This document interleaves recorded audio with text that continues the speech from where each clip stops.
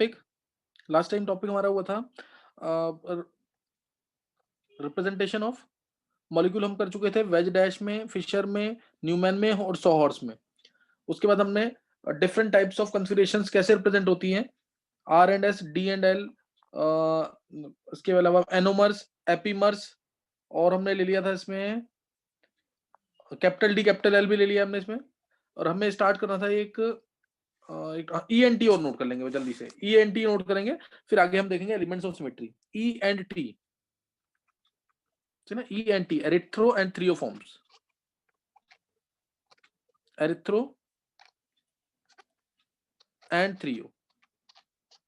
मैंने तुम्हें याद भी कराया था इसको कि एरिथ्रो मतलब क्या होगा, सेम साइड, ई का था एस, एरिथ्रो से मैंने कहा भूल जाते हैं ये क्योंकि कम यूज करते हैं उसको तो भूल जाते हैं हमसे, और थ्रियो मतलब ऑपोजिट, इसको ई एस टी ओ कर लो, या फिर टोज उल्टा ले याद कर लो, टी ओ ई एस, सही ना।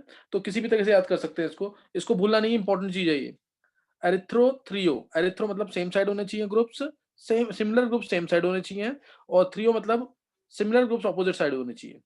प्रायोरिटी के थ्रू भी चेक करते हैं इसके अंदर, लेकिन अभी तुम्हें सिंपल ध्यान रखना है कि सिमिलर ग्रुप सेम साइड तो एरिथ्रो, और टी से ट्रांस भी याद कर सकते हो, सिमिलर ग्रुप्स ऑपोजिट साइड तो क्या हो जाएगा, थ्रियो, ट्रांस से याद कर सकते हैं इसको, तो इसको भूलना नहीं है। और दूसरा, कम से कम 2 कार्य सेंटर होने चाहिए इसके अंदर, कम से कम 2 कार्य सेंटर होने चाहिए, तो हम इसको देखेंगे, सही ना, एटलीस्ट 2 कार्य सेंटर्स। तो मैं एक एग्जांपल मैं तुम्हें पहले दे देता हूँ जरा, जैसे ये अगर मैं इसको इसकी बात करूं टार्टेरिक एसिड की,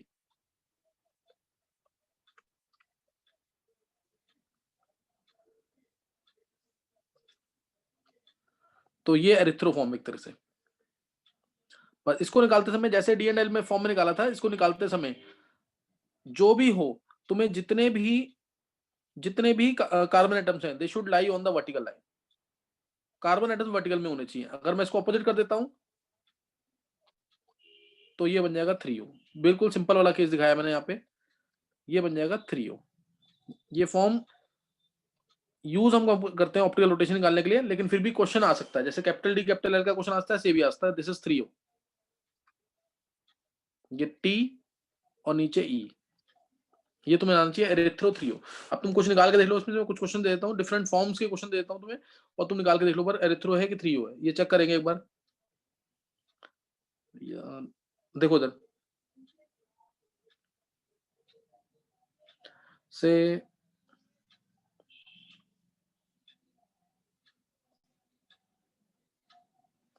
एच दे दिया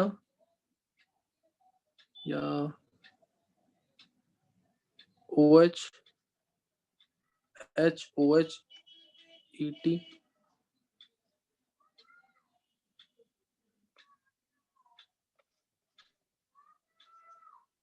एम ई, ये बताओ एरिथ्रोफॉर्म है कि थ्रियोफॉर्म है, एक ये, दूसरा ले लेते हैं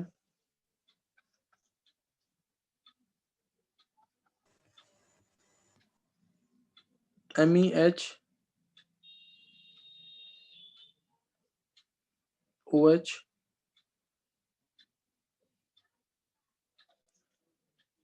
सी एल ई टी। तो ये तुम्हें बताना है कि एरिथ्रोफॉर्म है कि थ्रियोफॉर्म है। चलो इन दोनों को ट्राई करो एक बार इन दोनों को ट्राई करो, फिर मैं और दे देता हूँ क्वेश्चन। एरिथ्रो थ्रियो बताना है इसमें जल्दी से।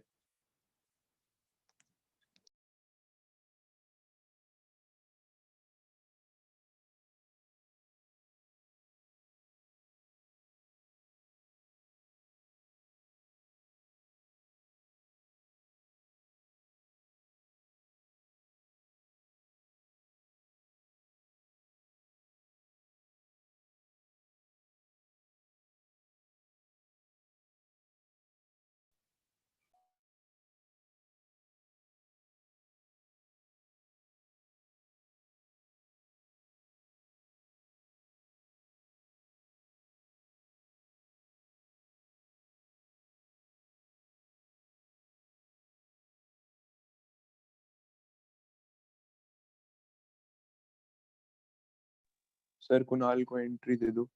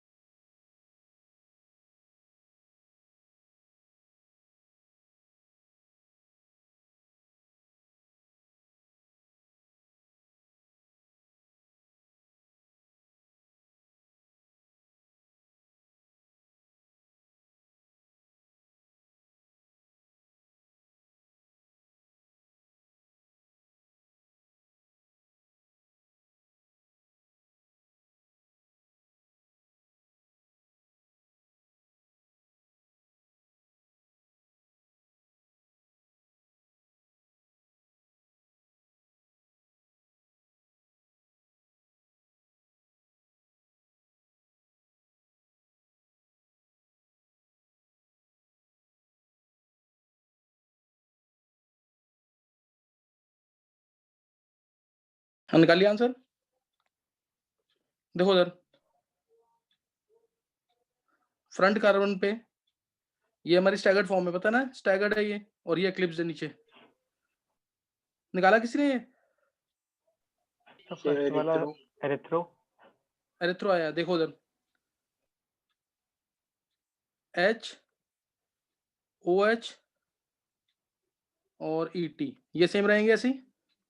उसके बाद नीचे है OH, Me इधर हो जाएगा और Me इधर हो जाएगा, H इधर हो जाएगा। ये आ गया।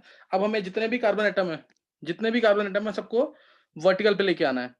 जितने भी कार्बन है सबको वर्टिकल पे लेके आना है। उसके लिए हम क्या करेंगे, अब इस Me को हमें यहाँ लेके आना है। Me को इधर लेके जाएंगे और OH को इधर, मैंने कहा था ना डायरेक्ट घुमा लेना, दो चेंज करना एक कायरल सेंटर पे, तो उससे कन्फिग्रेशन में कोई चेंज नहीं आता। ऐसे ही मेरे को ET को यहाँ लेके जाना है और इससे ET को मैं यहाँ ले जाऊंगा, H नीचे आ जाएगा अपने आप और OH इधर हो जाएगा। ये तो देखेंगे ये बन गया इसका। चेंजेस करने के बाद देखो ये बनेगा, चेंजेस करने के बाद ये बन जाएगा, इसमें आ जाएगा ET ऊपर H OH, दो चेंजेस कर दिए इसके अंदर मैंने, दो चेंजेस कर दिए इसके अंदर। फिर Me इधर आ जाएगा, OH इधर, H इधर। तो कौन सी फॉर्म आई है? निकाल लिया सबने? E फॉर्म आ जाएगी ये, सबने निकाल लिया ये E फॉर्म है। Yes sir. ऐसे भी क्वेश्चन पूछ सकते हैं 11th वाले बच्चों में। एक तो किसने निकाला अभी, सम्यक ने? यस सर मैंने भी निकाला था। और किसने निकाला है? मुकुल। चलो चलो सबने निकाल लिया ना, आगे ना कैसे कन्वर्ट करते हैं। अब ऐसे नीचे वाले का क्या निकला है, रितिका बोलो। सर ई आया। ई आया, और किसी का? देखो ये कौन सी एक्लिप्स फॉर्म है, तो जैसा है वैसा ही रहेगा। जैसा है लेफ्ट लेफ्ट पे रहता है, राइट राइट पे रहता है। MECLH ये आएगा। और नीचे आ जाएगा, नीचे वाले कार्बन पे, यानी जो पीछे वाला कार्बन है उसके साथ देखो क्या क्या है, लेफ्ट और राइट पे ET है, उसमें लेफ्ट राइट पे क्या ET और H है लेफ्ट और राइट पे। देखो क्या निकाला इसका, सर एरिथ्रो। नहीं हुआ है। ET और OH हो गया ना, और हमारा H नीचे, यही किया। देखो पहले ये बनाया इसका Fischer, yes sir. Yes sir. जैसा यस सर। एक्लिप्स में जैसा है वैसे ही बनाना तुम्हें, उसमें कोई चेंज नहीं करना। फ्रंट कार्बन को देखते हुए, फ्रंट कार्बन के साथ मेरा Me और Cl और H लगा हुआ है। अब ऊपर देखेंगे, इसको कन्वर्ट करेंगे। Me हमारा है यहाँ पे, ET को बस नीचे नीचे वाले कार्बन पे चेंज करना है, इस वाले कार्बन पे। ये इधर दो चेंजेस हो जाएंगे। क्या हो गया? एरिथ्रो। एरिथ्रो आ गया अभी। MECl H ET इधर, H इधर, OH इधर। हाँ तो H और OH दोनों सेम, सॉरी दोनों H सेम साइड पे हैं तो ये एरिथ्रो फॉर्म है। दोनों H सेम साइड पे हैं तो एरिथ्रो फॉर्म है। समझ गए कि नहीं? ये निकालना आ गया कि नहीं? ये Yes, sir. एरिथ्रो 3 हो। यस चलो सर। एक दो, हाँ तो ये सबको आ जाना चाहिए। नेक्स्ट नोट करेंगे, नेक्स्ट नोट कर लेंगे एक दो, फिर करते हैं नेक्स्ट आगे टॉपिक। इसमें कन्वर्ट कर लो एक बार।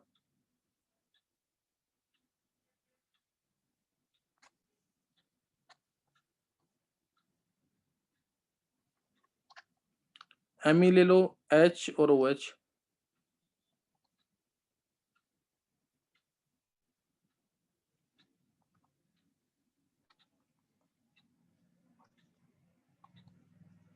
इसको कन्वर्ट करो।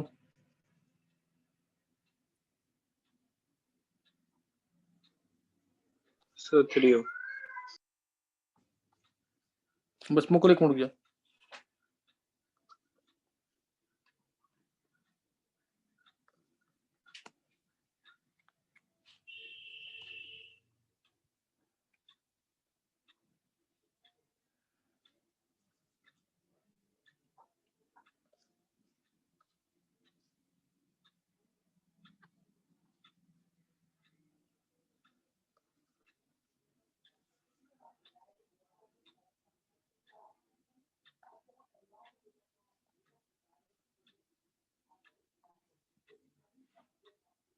चलो ये 3 और निकाल लो, फिर आगे करते हैं।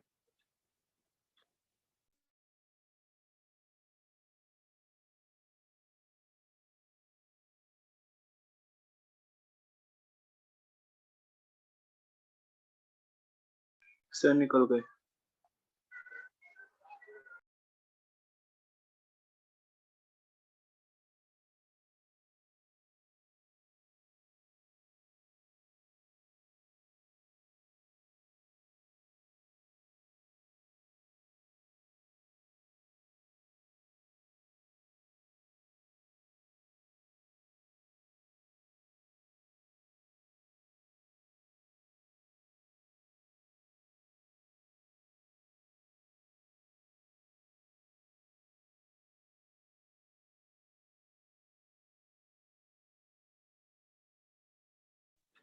चलो निकाल लिया ना? हाँ मुकुल, निकाल लिए तीनों?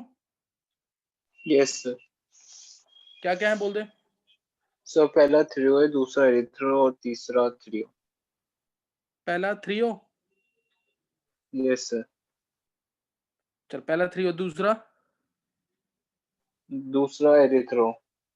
और तीसरा? अब वो थ्रियो है। चलो सही है। देखो उधर,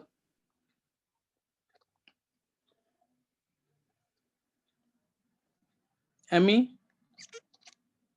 HOH स्टैगर्ड फॉर्म है, इसलिए नीचे वाले कार्बन पे यानी बैक वाले कार्बन पे उल्टा होगा, तो OHH। पहला threo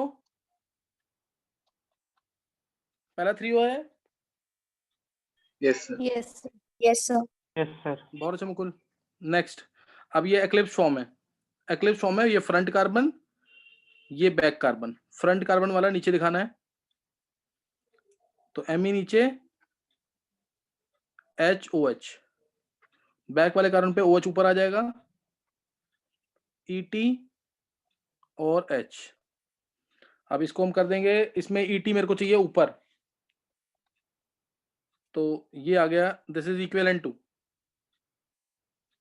ET Me OH H HOH। ये एरिथ्रो आया है, यस सर। देखो Yes, sir. एरिथ्रो। तीसरा है हमारा स्टैगर्ड फॉर्म। तीसरा हमारा फॉर्म कौन सा है? Staggered form. तो इसमें फ्रंट कार्बन ये है, बैक वाले में बाद में चेक करेंगे, पहले फ्रंट को। फ्रंट वाले कार्बन पे Me ऊपर है, फ्रंट वाले कार्बन पे Me ऊपर है, MEClNH2। बैक वाला कार्बन ऑटोमेटिकली नीचे हो जाएगा और इसमें ग्रुप से उल्टे हो जाएंगे, ET और H। ये किया। अब इसमें मेरे को ET चाहिए इधर, तो Cl इधर आ जाएगा, तो ये फॉर्म आ जाएगी थ्रियो।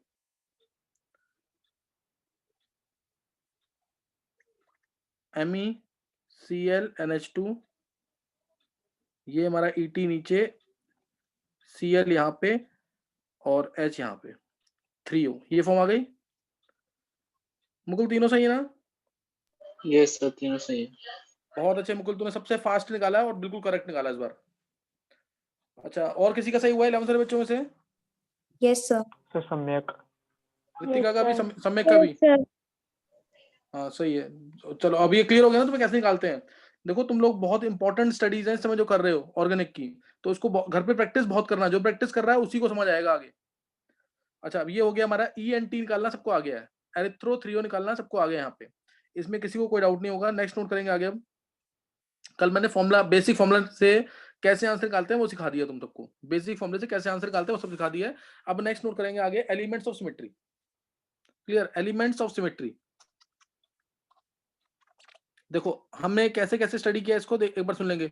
पहले मैंने क्या कराया, पहले मैंने कराया इसके अंदर कि एक मॉलिक्यूल का रिप्रेजेंटेशन कैसे कैसे हो सकता है, और साथ में उसके बेसिक जो टर्म्स होती हैं, एनेंशियोमर्स, मेसोफॉर्म, रेसिमेट, ये सब भी मैंने टर्म्स, डायस्टीरियोइसोमर्स, ये सब टर्म्स भी ले ली थी। तो उसमें मैंने तुम्हें सिखाया wedge dash, Fischer, Newman, sawhorse, 4 तरीके से रिप्रेजेंटेशन। फिर हम ऑप्टिकल कंसिडरेशन को कैसे कैसे रिप्रेजेंट करते हैं, उसके लिए 6 तरीके बता दिया, capital D capital L, small L या R and S, erythro threo और एनोमर्स और एपीमर्स, ये 6 तरीके मैंने वो बता दिए। अब मैं तुम्हें तीसरा काम सिखा रहा हूँ यहाँ पे, वो है एलिमेंट्स ऑफ सिमेट्री। मतलब इसको तुम्हें पढ़ना है ना, तो ये दिमाग में रखना कि मेरे को कैसे कैसे स्टडी करना है, किस तरह से स्टडी करना है। वो दो चीज हम कर चुके हैं, तीसरा हम क्या स्टडी करेंगे, एलिमेंट्स ऑफ सिमेट्री। तो इसमें रिफ्लेक्टिव सिमेट्री और रोटेटरी सिमेट्री दो आती हैं। क्या आती है? रिफ्लेक्टिव सिमेट्री और रोटेटरी सिमेट्री, सही ना? रिफ्लेक्टिव एलिमेंट्स होते हैं सिमेट्री के, और दूसरा रोटेटरी एलिमेंट्स होते हैं सिमेट्री के। तो फर्स्ट है reflective elements, reflective elements of symmetry.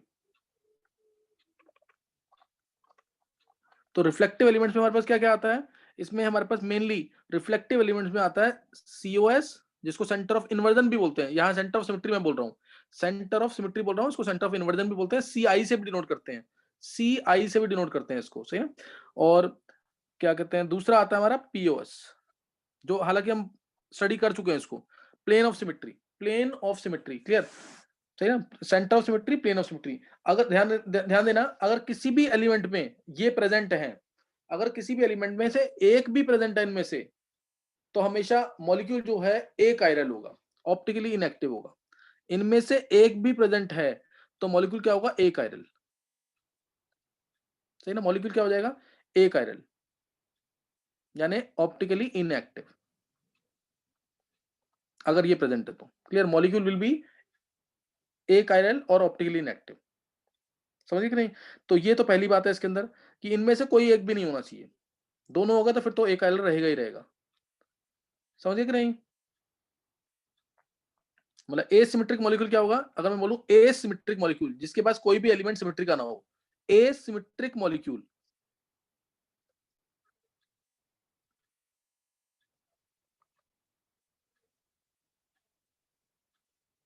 ऐसा मॉलिक्यूल जिसके पास कोई भी एलिमेंट सिमेट्री का ना हो, जिसके पास कोई भी एलिमेंट सिमेट्री का ना हो, that is called as asymmetric molecule. ना उसके पास COS हो, ना उसके पास POS हो, समझिए, that molecule is called as asymmetric molecule. अब एक होता है डाइसिमेट्रिक मॉलिक्यूल, और ये कायरल होता है, ध्यान रखना। एसिमेट्रिक मॉलिक्यूल क्या होता है, कायरल होगा, ऑप्टिकली एक्टिव होगा, ये अकायरल नहीं होगा और ना ही ऑप्टिकली इनएक्टिव होगा, सही है। और एक होता है डाइसिमेट्रिक मॉलिक्यूल, क्या होता है, डाइसिमेट्रिक मॉलिक्यूल,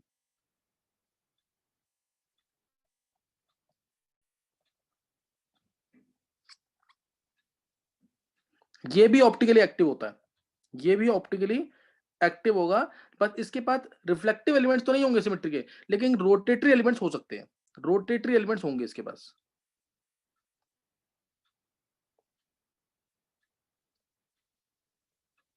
मे बी प्रेजेंट, लेकिन ये भी ऑप्टिकली एक्टिव है, ये भी क्या है, ऑप्टिकली एक्टिव। रोटेटरी एलिमेंट में भी प्रेजेंट, लेकिन है क्या ये, ऑप्टिकली एक्टिव। अब रोटेटरी एलिमेंट्स ऑफ सिमेट्री कौन से हैं, clear, rotatory elements of symmetry,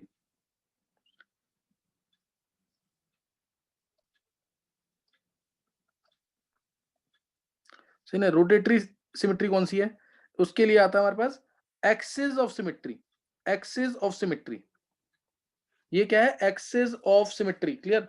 rotatory elements of symmetry means axis of symmetry.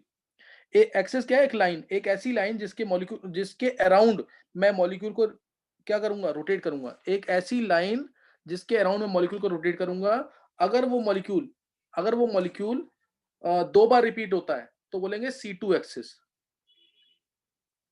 C2 axis, जिसको हम डायड एक्सिस भी बोलते हैं, ठीक है ना, डायड एक्सिस।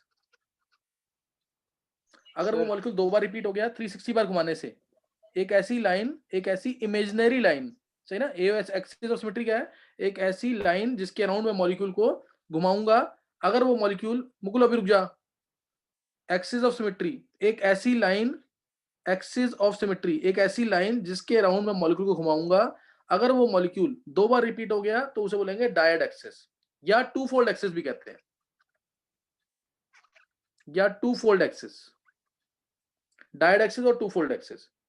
और अगर वो मॉलिक्यूल 360 डिग्री पे घुमाने से 3 बार रिपीट हो गया तो उसे ट्रायड एक्सिस कहेंगे या three fold axis, triad axis या थ्री फोल्ड एक्सिस। ऐसे ही अगर वो मॉलिक्यूल 360 पे घुमाने से 4 बार रिपीट हो गया तो उसे बोलेंगे फोर फोल्ड एक्सिस। तो क्या बोलेंगे उसको, फोर फोल्ड एक्सिस और टेट्राड एक्सिस, और टेट्रा एक्सिस। ऐसे ही पेंटाड एक्सिस और हेक्साड एक्सिस होती है, ऐसे ही पेंटाड एक्सिस और हेक्साड एक्सिस होती है, सही ना। N fold axis of symmetry भी हो सकती है, n fold axis of symmetry. तो ये ध्यान रखना, ये मीनिंग समझ आ गया कि नहीं है, मीनिंग समझ आ गया। जैसे सर्कल है, सर्कल के अराउंड में परपेंडिकुलर लाइन ले लूं, इस पॉइंट से परपेंडिकुलर, इसके सर्कल के सेंटर से जो पॉइंट से लाइन निकलेगी, इसके अराउंड में मॉलिक्यूल को कितना भी घुमा लूं, किसी भी एंगल पे घुमा लूं, मॉलिक्यूल सेम रहेगा, सर्कल तो सेम ही रहेगा ना। तो उसका n fold axis of symmetry है, सही ना। इसके बाद n fold axis of symmetry आ जाएगी। तो यही मतलब समझाने का मतलब था। अब जैसे मैंने एक ले लिया, ये समझ आ गया रोटेट, ये एक्सिस ऑफ सिमेट्री समझ आ गया सबको कि नहीं? एक्सिस ऑफ सिमेट्री एक ऐसी इमेजिनरी लाइन जिसके अराउंड मैं मॉलिक्यूल को रोटेट करूंगा 360 से। अगर वो मॉलिक्यूल ट्वाइस रिपीट होता है तो क्या आएगा? C2 axis. अगर वो थ्राइस रिपीट होता है तो C3 एक्सिस यानी ट्रायड एक्सिस या थ्री फोल्ड एक्सिस होगी। ऐसे ही चलेगा आगे इसमें। कोई डाउट इसमें किसी को? सर मेरा डिस्कनेक्ट हो गया तो उसके बाद एक आइडल वाले के बाद मैंने 2-3 बार रिपीट कर दिया उस चीज को। यही बताया सिर्फ, एलिमेंट ऑफ सिमेट्री, क्या कहते हैं, रोटेटरी एलिमेंट्स, यही बताया और कुछ नहीं बताया अभी। ओके। अच्छा, अभी किसी को डाउट तो नहीं है? एक्सिस ऑफ सिमेट्री समझ आ गया है? देखो मैं एक एग्जांपल लेता हूँ, वो तुम्हें आगे भी काम आएगी। उस एग्जांपल को दोबारा रिपीट कर लेंगे। देखो जैसे अगर मैं लेता हूँ, ये क्यूब ले लिया सपोज, प्लेन ऑफ सिमेट्री वगैरह मैं सब लूंगा एक बार तुम इससे समझ लो कि एक्सिस ऑफ सिमेट्री क्या है, क्योंकि इसमें दिक्कत आएगी नहीं। तो ये एक मैंने क्यूब ले लिया, या तुम जिस रूम में बैठे हो उस रूम को एज्यूम कर लो। अब ये रूम ये ले लिया मैंने। अब मान लो इसमें मैं इसके सेंटर से, जहां से फैन है, जहां पे फैन है, उस पॉइंट से एक मैं इमेजिनरी लाइन एज्यूम कर रहा हूँ। इस लाइन के अराउंड अगर मैं रूम को या इस क्यूब को रोटेट करूं तो 360 बार घुमाया, 360 डिग्री से घुमाया, तो कितनी बार सेम रूम रिपीट होगा? तुम्हें सिमेट्रिकल रूम मानना है, बिल्कुल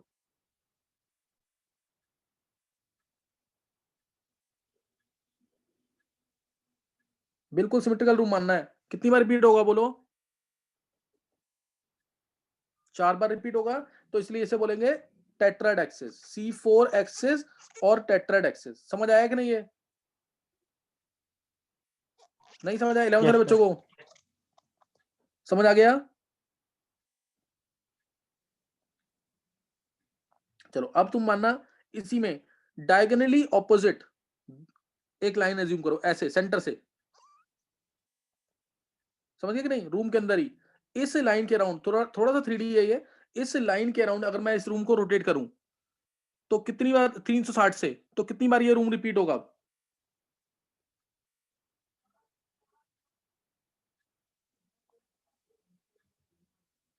बताओ कितनी बार रूम रिपीट हो जाएगा? 2 बार हो जाएगा ना। 180 पे सेम आ जाएगा। 180 पे क्या होगा? जो फ्लोर है वो सीलिंग बन जाएगा, जो सीलिंग है वो फ्लोर बन जाएगा। होगा कि नहीं? बोलो। Yes, sir. तो ये C2 एक्सिस है। ये क्या है? C2 axis.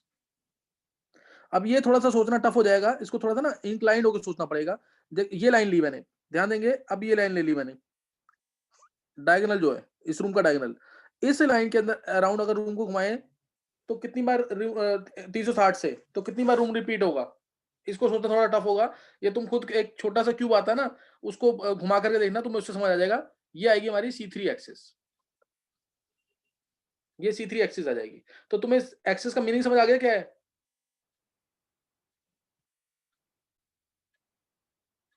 ये एक्सिस का मीनिंग समझ आ गया कि नहीं?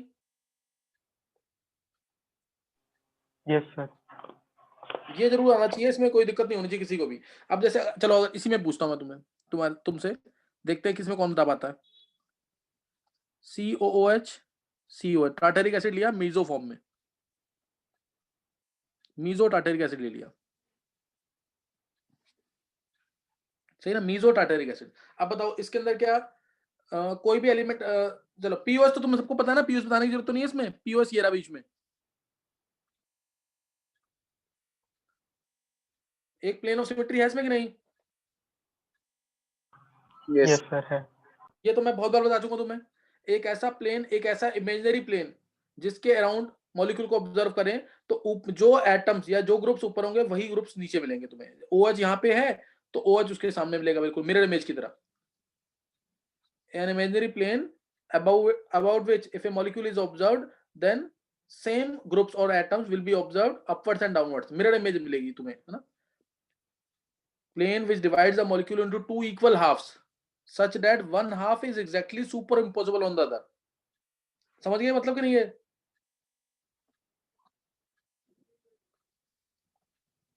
प्लेन ऑफ सिमेट्री समझ आ गया ना? यस। अच्छा अब इसमें बताओ, क्या कोई एक ऐसी लाइन है जिसके अराउंड इस मॉलिक्यूल को मैं घुमाऊं और मॉलिक्यूल रिपीट हो? क्या इसमें कोई 11th वाले बच्चे बोलेंगे सिर्फ? कोई ऐसी लाइन है जिसके अराउंड मैं इस मॉलिक्यूल को घुमाऊं और सेम मॉलिक्यूल रिपीट हो ट्वाइस, थ्राइस या 4 टाइम जो भी है? सर यही वाली लाइन बीच वाली प्लेन ऑफ सिमेट्री। तो वर्टिकल बीच वाली लाइन। लाइन बीच वाली लाइन जो है परपेंडिकुलर इधर कि इसके प्लेन में? Sir horizontal line. हाँ, और जैसे ये है देखो इधर इस लाइन के अराउंड, ये रहा, इस लाइन के अराउंड इस मॉलिक्यूल को घुमाए, अगर इस मॉलिक्यूल को घुमाए सेम प्लेन में नहीं, समझिए कि नहीं है, तो ये मॉलिक्यूल रिपीट होगा। ये वाला OH, इसको मतलब इसको क्या करो, इसको अप साइड डाउन कर दो, इसको उठा करके ऊपर कर दो और इसको उठा करके नीचे, तो ये वाला OH ऊपर आ जाएगा, इधर आ जाएगा, ये वाला H इधर आ जाएगा। समझिए कि नहीं है? नहीं समझ आई बात? इस मॉलिक्यूल को इस लाइन के अराउंड, इस इमेजिनरी लाइन के अराउंड घुमाओ, समझिए कि नहीं? इसी स्क्रीन पे नहीं, इसी स्क्रीन पे नहीं, ये COH ऊपर उठ करके ऐसे करके ऊपर आएगा, ऊपर से आएगा ये, समझिए कि नहीं? नहीं समझ आई बात? आगे आ गई सर। चलो ये समझ आ जाना चाहिए जरूर, नहीं? नेक्स्ट देखेंगे। नेक्स्ट देखो इसी के अंदर, अगर मैं इसमें इसको चेंज, ये मीजो टार्टेरिक एसिड था, मैंने इसको चेंज कर दिया, OH इधर, H इधर। अब बताओ क्या प्लेन ऑफ सिमेट्री तो नहीं है इसके पास, सही ना? प्लेन ऑफ सिमेट्री तो नहीं है, कोई डाउट तो नहीं है इसमें किसी को? इसमें प्लेन ऑफ सिमेट्री नहीं है, और सेंटर ऑफ सिमेट्री इसमें हम चेक करते ही नहीं है। मैंने तुम्हें बता रखा है फिशर में कभी भी सेंटर ऑफ सिमेट्री मत चेक करना, तुम्हें दिखेगा सेंटर ऑफ सिमेट्री ऐसे, देखो दिख रहा है ना ये, लेकिन ये फिशर में हम चेक नहीं करते, ध्यान रखना इस चीज का। अब बताओ क्या इसमें कोई एक्सिस ऑफ सिमेट्री है? वर्टिकल। कौन सी वाली एक्सिस है वो? वर्टिकल कैसे, कहां से? विधि विधि ने बोला answer. Yes sir. Vidhi vertical कहां से? नहीं सर ठीक है, OH की पोजीशन चेंज हो जाएगी। बताओ फिर, और कोई? पिछली वाली एक्सिस जो थी ना मीजो के अंदर, वो C2 एक्सिस थी, पता है ना? 360 Yes, से sir. घुमाया तुमने, 360 से घुमाया, 180 पे रिपीटिशन आई थी, तो इसलिए 2 आ गया। 2 का मतलब C2, सही ना? C2, समझिए कि नहीं?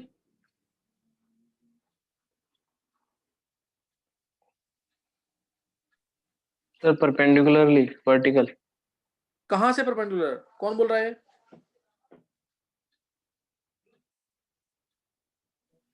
सर कुणाल रुक जा, अभी 11th वाले को सोचना, तुम लोगों ने पढ़ रखा है एक बार ना सारा। जब ये फंसेंगे तो मैं पूछूंगा तुमसे अपने आप। किसी को समझ आया कि नहीं है जो कुणाल ने बोला अभी? देखो इस पॉइंट से, ध्यान सोचना, इस पॉइंट से परपेंडिकुलर एक लाइन निकल रही है, तुम्हारी तरफ आ रही है। इस लाइन से परपेंडिकुलर एक लाइन निकल रही है, तुम्हारी तरफ आ रही है, उसके अराउंड इस मॉलिक्यूल को घुमाओ। सोच पा रहे हो कि नहीं अब? Z एक्सिस के अलोंग। हाँ, तुम्हारी तरफ, ये अगर XY प्लेन है तो, समझे कि नहीं? इस पॉइंट जो मैंने पॉइंट दिखा रखा है, इससे एक लाइन तुम्हारी तरफ आ रही है, सोच पा रहे हो कि नहीं इसे? उसके अराउंड जब घुमाओगे तो ये COH आएगा ऊपर, और COH ये मान लो 1 था, ये 2 था, तो 2 वाला ऊपर जाएगा, देखो जाएगा ना 2 वाला ऊपर, COH ऊपर चला गया, जो नीचे वाला COH था ये ऊपर चला गया, इसके साथ 2 था, तो ये OH जो था लेफ्ट पे वो राइट में हो जाएगा, ये H यहाँ पे, और ऊपर वाला COH नीचे आएगा, और वो उसके ग्रुप जो है वो भी 180 से घूम जाएंगे, OH ये इधर हो जाएगा, ये H इधर। नहीं समझ आई बात? ये नहीं समझ आया? आ गया सर। तो ये जरूर समझ आना चाहिए तुम्हें। इसके पास कौन सी एक्सिस है? C2 एक्सिस है, C3 एक्सिस है? कौन सी एक्सिस थी ये?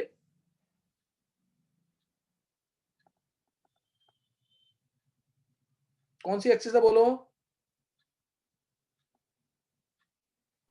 C2. C2 एक्सिस, इसमें परपेंडिकुलर थी बस, इसमें जो एक्सिस थी वो परपेंडिकुलर थी to the molecule, to the molecular plane, वो क्या थी? परपेंडिकुलर थी। तो एक्सिस निकालना तुम्हें समझ आ गया कि नहीं? बोलो।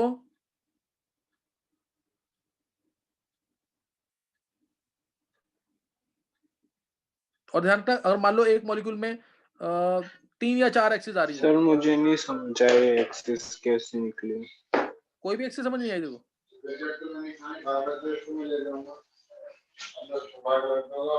कोई भी एक्सिस समझ नहीं आई मुकुल?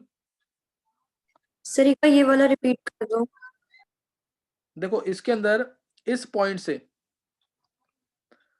ये जो पॉइंट है ना, इस पॉइंट से परपेंडिकुलर तुम एक्सिस सोचो एक, और उस लाइन के अराउंड इस मॉलिक्यूल को घुमाओ 180 से, स्टीयरिंग रोटेशन दो मॉलिक्यूल को, स्टीयरिंग रोटेशन, जैसे कार में देते हैं रोटेशन, वो वाली रोटेशन दो। जब वो रोटेशन दोगे तो ये सी ऊपर जाएगा 180 पे।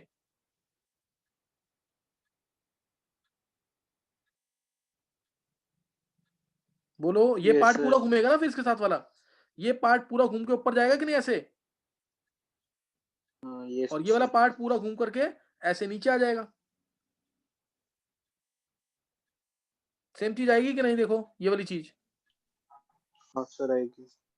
नहीं समझ आ रहा अब भी? हाँ सर आ रहा है।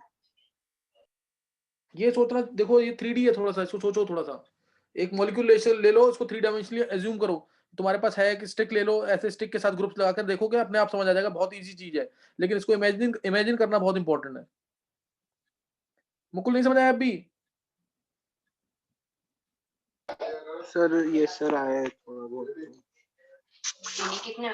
चलो मैं और एग्जांपल लेता हूँ, ले लेता हूँ, रुक जाओ एक मिनट।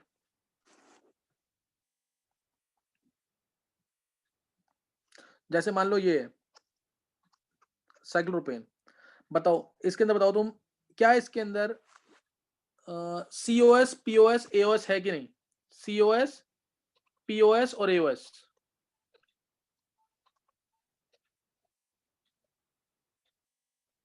थोड़ा फास्ट। COS POS या AOS है इसमें?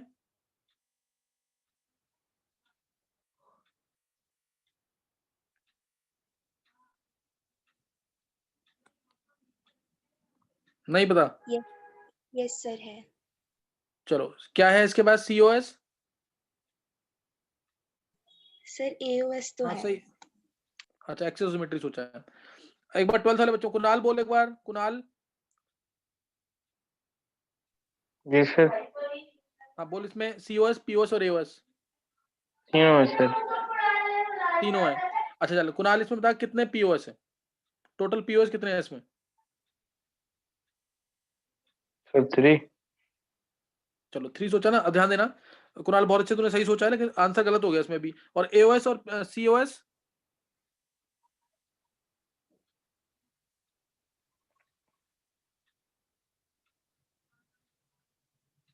देखो उधर, देखो पहले मैं बता रहा हूँ 4 COS, सर। हाँ COS नहीं है, देखो सेंटर ये लिया, बस। हाँ AOS है, यस सर। कौन कहाँ पे है AOS? सर एक तो प्लेन के बिल्कुल परपेंडिकुलर लाइन बना दो, कहाँ से? सेंटर से, सेंट्रोइड से सर। हाँ बिल्कुल सही है। और कौन सी होगी वो, C2 C3 C4? Sir C3 हो जाएगी वो। बहुत अच्छे। देखो उधर, अब देखेंगे COS अगर चेक करना है तुम्हें, 11th वाले बच्चे ध्यान देंगे, COS अगर चेक करना है तो देखो इस सेंटर से सेम डिस्टेंस पे लाइन एक्सटेंड करो, यहां एक्सटेंड किया तो कार्बन मिल रहा है, क्या यहां कार्बन मिल रहा है? नहीं। यहां कार्बन मिला? नहीं मिला। तो इसका मतलब ऑड वाली रिंग में कभी भी COS नहीं आ सकता, ऑड वाली रिंग में कभी भी COS नहीं आ सकता। कोई डाउट? कोई डाउट इसमें किसी को?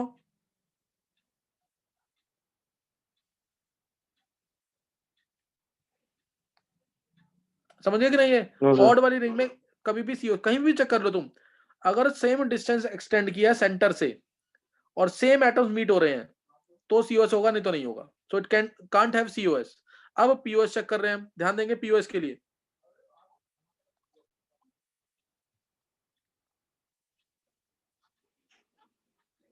अब POS चेक कर रहा हूं मैं, अब POS देखेंगे एक बार।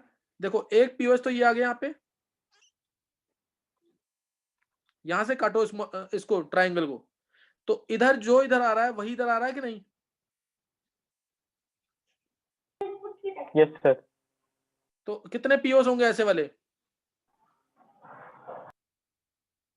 3। सर 3। ये सबको समझ आ गया 11th बच्चों को? एक इधर से आ जाएगा, एक यहाँ पे प्लेन आ जाएगा, इधर भी और इधर भी सेम चीज आएगी, 3 आ जाएंगे ऐसे कि नहीं? सर एक और भी आएगा। Yes sir. हाँ एक और आ Yes. जाएगा ऐसे करके। कोई डाउट इसमें किसी को? Yes sir. No sir. 3 आ गए ना? हाँ, अब ध्यान रखना, ये अब दिमाग में रख लेना, ये मैं आगे कंफर्मेशन में प्रूफ भी कर दूंगा। साइक्लोप्रोपेन ऐसा है जो कि प्लेनर मानते हैं। Cyclopropane is assumed to be planar, ये प्लेनर होता है, ध्यान रखना, साइक्लोप्रोपेन इज प्लेनर रिंग। इसीलिए एक इसके पास मॉलिक्यूलर प्लेन ऑफ सिमेट्री भी है। मॉलिक्यूलर प्लेन यानी जो भी मॉलिक्यूल प्लेनर होगा, देखो जैसे ये वाले मॉलिक्यूल ले लिए मैंने, बताओ क्या इसके पास पीओएस होगा? FClBrI, बताओ क्या इसका पीओएस होगा? Yes sir. नहीं होगा सर। डेफिनेटली होगा, डेफिनेटली होगा। ये मॉलिक्यूल कैसा है? ये मॉलिक्यूल क्या है? प्लेनर प्लेनर है। प्लेनर है ना, तो ये तो आधा, जब इसको काटेंगे, बिल्कुल जब प्लेनर है तो इसको काटो, तो आधा BR ऊपर आधा BR नीचे, मतलब इन एटम्स को तुम्हें अब स्फीयर मानना है, तो आधा स्फीयर ऊपर आधा स्फीयर नीचे। ऐसे इसमें भी आधा स्फीयर ऊपर, आयोडीन का आधा स्फीयर ऊपर आधा नीचे, ये भी आधा स्फीयर ऊपर आधा स्फीयर नीचे, आधा स्फीयर ऊपर आधा स्फीयर नीचे, समझ गए कि नहीं? तो ये पूरा आधा मॉलिक्यूल ऊपर रहेगा, आधा मॉलिक्यूल नीचे, नहीं समझे? जो भी प्लेनर मॉलिक्यूल्स हैं हाँ उनमें सर। तो हमेशा पीओएस होगा, समझे कि नहीं? ये कार्बन sp2 है ना, यस सर। प्लेनर मॉलिक्यूल में हमेशा पीओएस होगा। तो अब बताओ इसके अंदर टोटल पीओएस कितने हो गए? 4। 4। समझे कि नहीं? 3 तो है ही, जो प्लेनर होगा उसके पास एक मॉलिक्यूलर प्लेन ऑफ सिमेट्री तो होगी ही होगी, इसलिए इसके 4 पीओएस है। सेंटर ऑफ सिमेट्री तो हमेशा एक ही होगा, एओएस हो सकते हैं इससे एक से ज्यादा। अभी समझ आ गया कि नहीं समझ आया? अभी आ गया बोलो। सर। अच्छा चलो एक जल्दी से निकाल दो, देख तो निकलता है कि नहीं तुमसे। ये ले लिया साइक्लोपेटेन, अब बताओ इसके अंदर सीओएस है कि नहीं, पीओएस है कि नहीं, और एओएस है कि नहीं? फास्ट।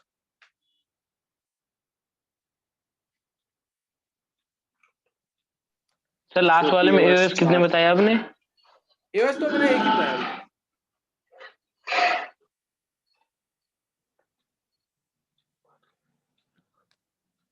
जल्दी बोलो इसमें।